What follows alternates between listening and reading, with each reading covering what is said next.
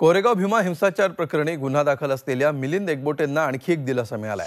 जामिनावर बाहेर असलेल्या एकबोटे यांना यापुढच्या काळात पोलीस स्टेशनला हजेरी लावण्याची गरज नाही।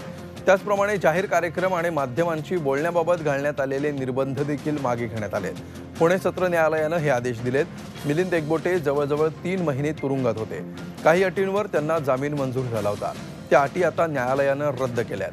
मात्र तपासासाठी म्हणून एकबोटे यांना पोलीस सांगतील तेव्हा पोलीस स्टेशनमध्ये हजर राहावं लागणार आहे। याविषयी अधिक माहिती घेऊया। आमचे प्रतिनिधी अरुण मेहत्रे सध्या आपल्या सोबत आहेत। अरुण, एकबोटेंसाठी हा मोठा दिलासा निश्चितपणे म्हणायला हवा।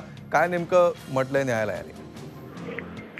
अमोल, खरं तर 1 जानेवारीला म्हणजे गेल्या वर्षी 1 जानेवारीला जे काही घडलं होतं ते आपल्या सगळ्याला माहित आहे।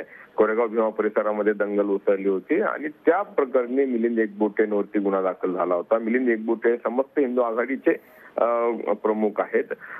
वेगवेगळ्या प्रकारे म्हणजे हिंसा भडकवणे आणि त्यासाठी एकूण दंगलीसाठी कारणीभूत त्यांना धरलं गेलं होतं। त्यामुळे तो एक मोठा धक्का होता। त्यांना अटक देखील यामध्ये झाली होती आणि त्यानंतर ज्यावेळी त्यांना जामिनावरती सोडलं त्यावेळी काही अटी कोर्टाकडून घालण्यात आल्या होत्या।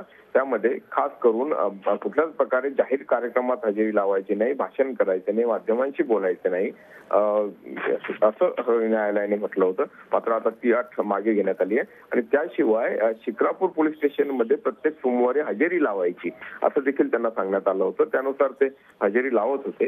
मात्र आता ती अट देखील मागे घेण्यात आलेली आहे आणि आता पुढच्या काळामध्ये ज्यावेळेस पोलिसांना आवश्यक आहे त्यावेळी त्यांनी पोलीस स्टेशनला हजर राहायचं असे आदेश एकबोटेंना दिलेत। त्यामुळे निश्चितपणे एका बाजूला त्यांच्यावरती असलेले गंभीर आरोप आणि त्या बाबत सुरू असलेला खटला, तर या खटल्यातून एकबोटेंना एक दिलासा मिळाला असं म्हणता येईल। धन्यवाद अरुण या सविस्तर माहितीबद्दल।